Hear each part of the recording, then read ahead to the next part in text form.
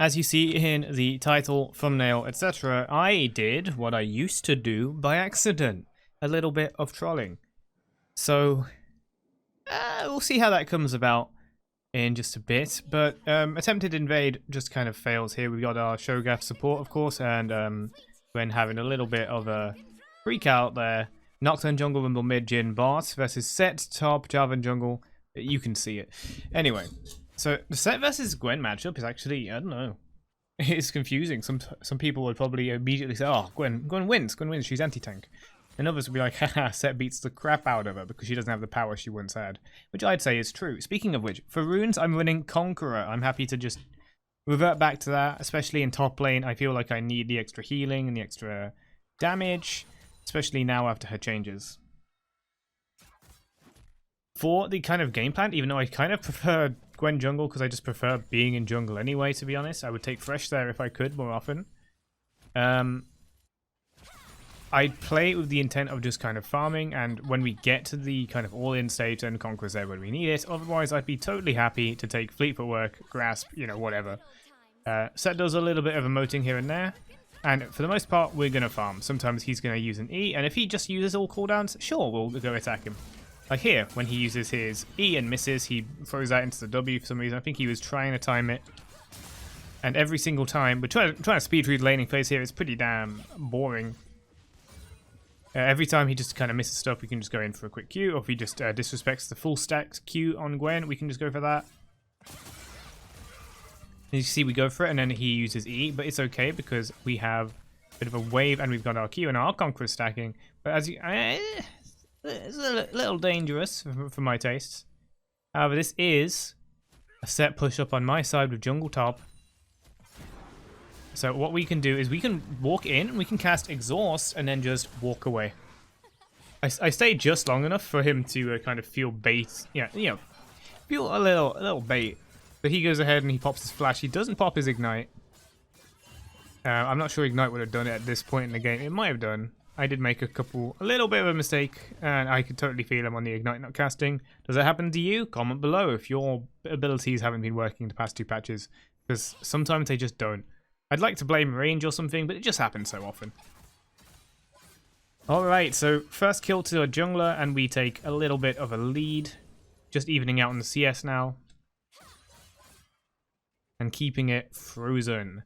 Now, if Sett decides to pull away from here, which he absolutely could, then I'd be in a bit more of a predicament, because then the Sett would be able to all-in me and then chase me down the lane.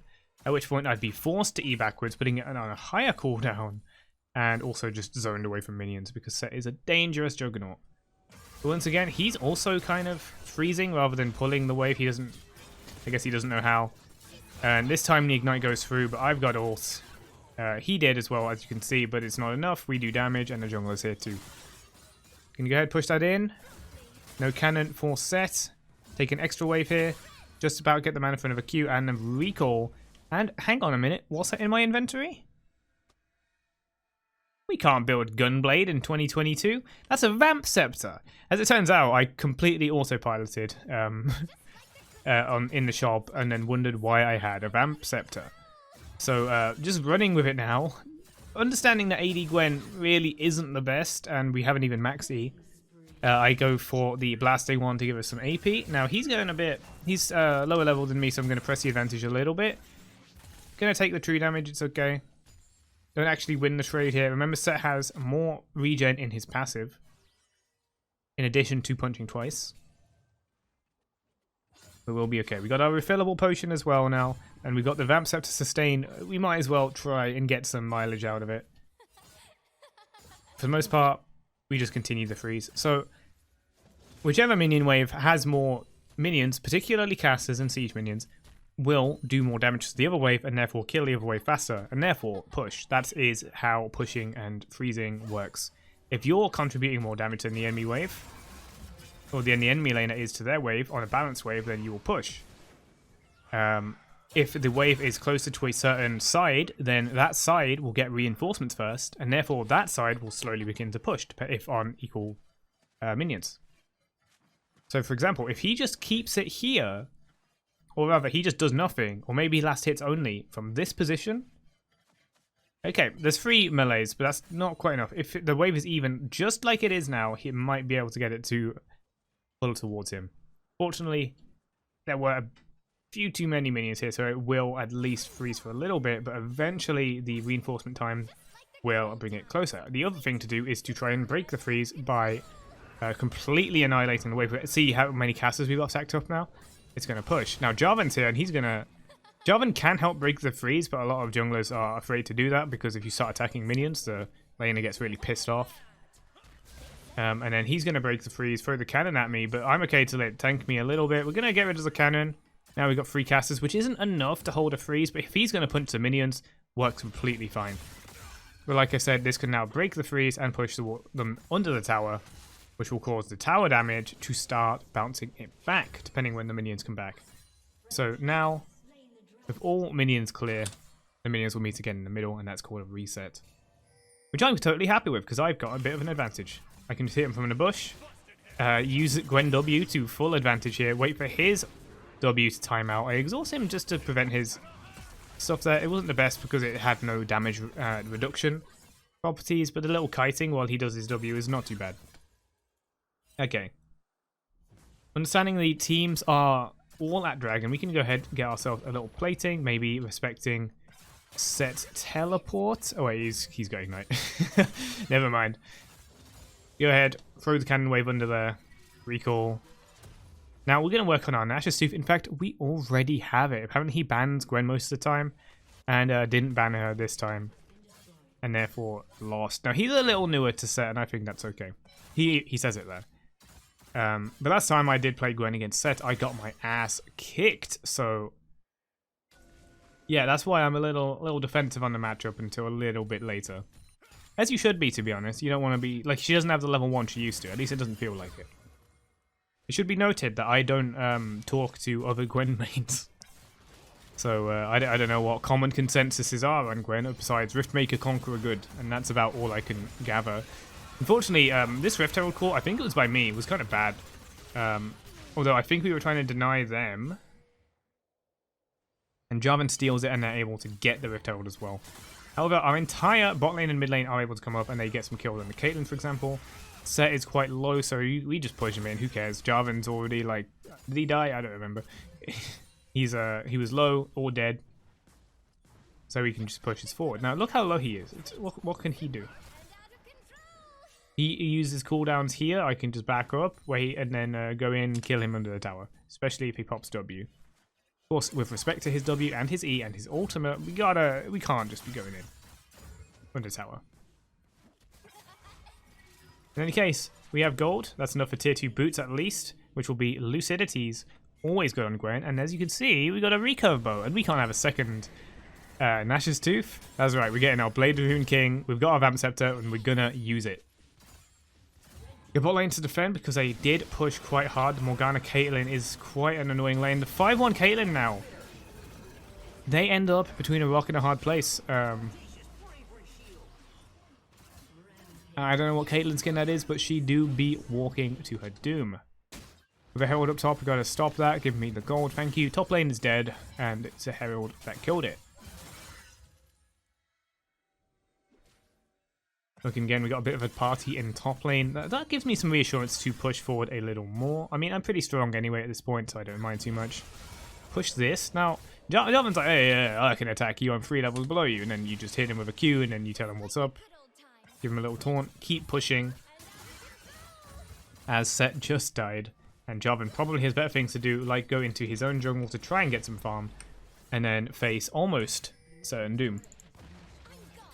Back we go. 170 CS to Sett's 100. It's a bad game for Sett. I'm sorry, but this is the second channel where we can post such atrocities. I was going to say like war crimes. I go really hard on this guy, on this Caitlyn. Only 1 ult lands. I don't think, maybe 1 Jhin ult lands as well.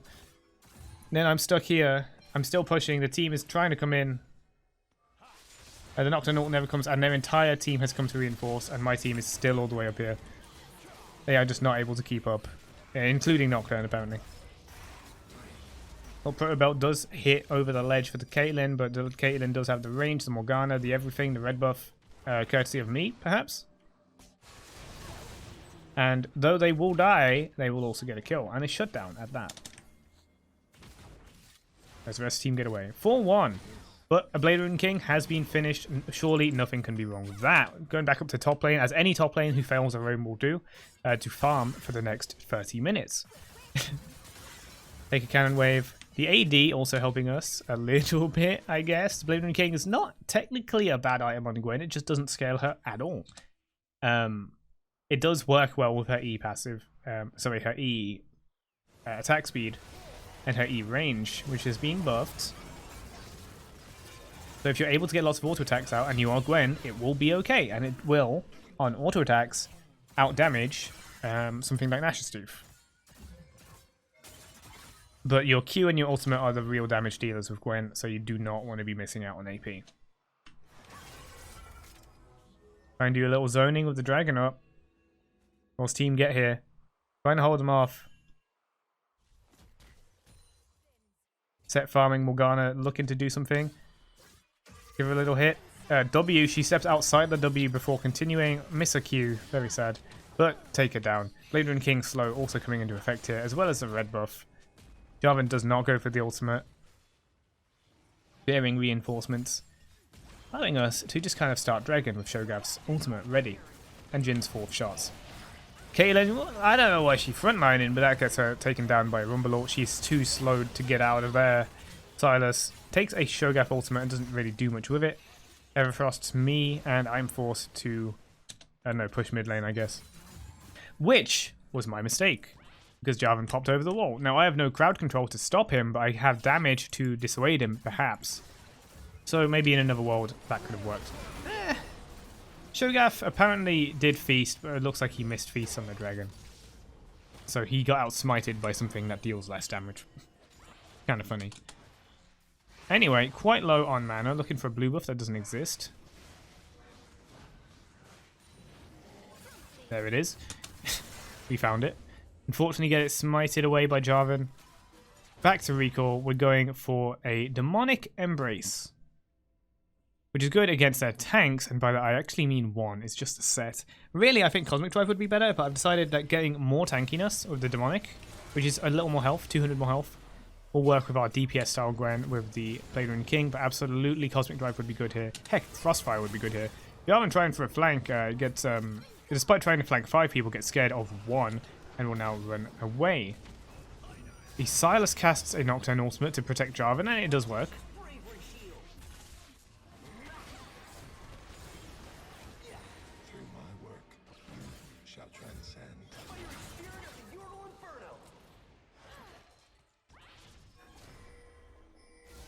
Get some wards out. We're a little forward. Oh no, the AD carry dies. Throw out some ults to let them know we're here. Throw one at Nocturne for good measure. And as always with top lane, back we go to farm.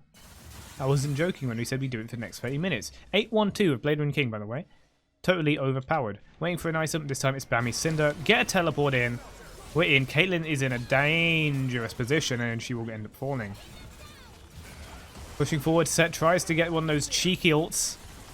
Using, I guess, the team's tank, which I guess is me, instead of Sho'gav, onto the Jhin. And it almost works out.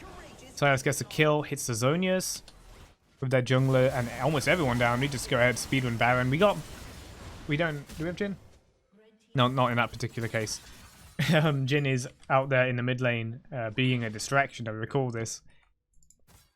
Whereas the rest of us, and the percentage damage on Gwen and Rumble, overheat, take down the Baron very, very, very rapidly. Pushing forward. Now, the Bammy Cinder goes into Frostfire. Frostfire is really good on Gwen because it gives you tank stats, it gives you health. That means more DPS over time because you live for more time. And also, the slow is very, very welcome because otherwise Gwen's only CC is the slow on her ultimate. I'd much rather you didn't go for something like Rylai because you want the enemies to be slowed, that's so you can Q them. You don't want to be queuing them, that's so you can slow them and then hit them with what? Your Q? Rylai doesn't last that long. Nor does Cyril does before anyone thinks of it for some reason because you guys think of the weirdest things. Alright, we bought a book so we can read. We finished our Frostfire. Now there's a Morgana a little ahead, but she does start backing away. Once again, top lane alive. Farming, 240 farm. Could be better. Could always be better. Pushed away from Baron. We're going to look at this tower. We're getting a bit of a siege going. The Jhin is able to shoot it. The Gwen is able to snip it. And forward we go. Baron has run out. It's kind of insane how quickly we can go through a 30-minute replay with currently only 16 minutes on the replay. Now they are so stacked up. You love to see it. I'm not sure if I recorded the other Gwen game where the enemy team just stacked up perfectly. I'm pretty sure I did. But if you are a Gwen player and you have bought AP, tell me you bought AP, not some stupid build. Actual AP. Screw the Riftmaker. And you see the enemy just bunched up like that in a line. You are happy. It's dopamine. It's like being melee range as a scout with a scattergun in TF2. You just absolutely love it. If I ever made a Gwen guide, which honestly I'm unqualified to do, I would stress the importance of the enemy's idiocy. And also wombo combo. Like, come on, that's like... The damage on Gwen's ultimate is insane with AP and Magic Pen. Magic Pen on Gwen is kind of controversial because you do true damage anyway. And that's where most of your damage comes, even more than the ultimate, except against tanks. You know, it's good. Anyway, to most... I went back and sold a book. Maybe items are bugged. Nope, okay, whatever. Oh! Oh, we did sell it, and then we went for death cap. Isn't that funny? So, Gwen's AP ratios. First of all, our passive is doing 4% max health per snip. Like, per passive proc. So that's on every Q center, every ultimate, needle, each needle, and every auto attack. 4% max health. What are we, Kog'Maw? Literally melee Kog'Maw. So we've got 54 armor and magic resistance. That's 108 resistances total. That's like a chain vest, a cloth armor, a Negatron, and not a null magic. That's a little too much. Half a null magic. That's crazy. And that's like a bonus for when people are actually hitting you in W, whereas most of the time you're using it to dodge things completely. Our E is hitting for 100 on hit, plus our other on hits. Our ultimate is hitting for 137 per needle. As you can see, we got the 600. Look, oh, it's like 1,000 plus damage. Plus, like that's not even counting passive. Now we use our EW combo to hit the Baron and hits, miss these because they've got mid inhibitor down and bot inhibitor down. It puts them in a bit of a forky situation. Where now, Jarvan, being a hero, throws down the flag, but too late. We do too much damage, and he will die pathetically trying to win the game. Are we slowed down? No, there's normal speed. We're just a humongous Gwen with the Frostfire. It is funny. It's very funny. Evan Frost doing work. Baron buff ready and waiting for the next minions as Rumble brings it over. Down to towers we go. Who is that? Who even is that? It's Caitlyn with a fishing rod looking thing. A little hard on the dive. We got some top lane minions to hire as well as we take down the top inhibitor. And now we can start pushing these Nexus turrets. 37 minutes into the game. It will soon end. Jarvan goes for the... Oh, wow. I'm stupid. Maybe he was stunned. Have to back up a little bit because that was a little dirty. If we killed, if we just hit the center of our Qs, the damage is so much higher. Like, seriously. We could have probably ended right there. Anyway, back by an elixir. That gives us mana regen because I didn't have Present to Mind, I think. Yeah, I got Triumph. Always take Present to Mind on Gwen. Because you need to spam these abilities more than ever before. Looking for red buff. Take it. Bot lane inhibitors respawned. We can fix that with this Baron buff. Relatively soon. We got minions in mid and an inhibitor mid as well. They're focusing Shogav. That's a very interesting focus target, my friends. And you guys are bunched up, slowed by the ultimate, needled and threaded together before snipped by the true damage Q. We're also going to go ahead and QE over the wall just to make sure Caitlyn definitely doesn't live. Totally not to steal Nocturne's kill. I'm being truthful. And then snip the Nexus. What can they even do? We're actually too tanky for them to kill me anyway. And we heard something. Got a remote. Alright, hope you enjoyed this replay commentary. And hope you're enjoying all of the replay commentaries on the second channel, by the way. Please do leave a comment below. Subscribe for more. And let me know if you want to see more League or more not League, by the way. Because, like, I mean, I'm doing both anyway, but you know, I always have a backlog of funny replay games because I play the game off stream quite often. But, you know, we can vary it up a little bit. Hope you enjoyed. See you next time.